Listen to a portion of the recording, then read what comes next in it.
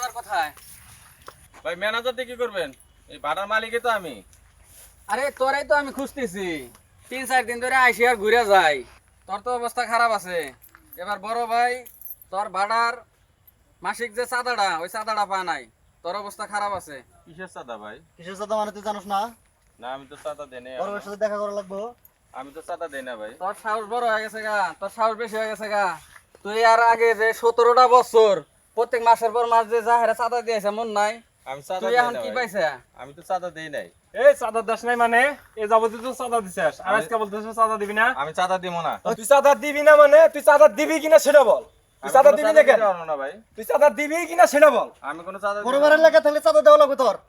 আমি কোনো চাঁদা দিতে পারবো না। তোর এই কথা কর দরকার নাই, লাগা। এই ধর লাগা লাগা।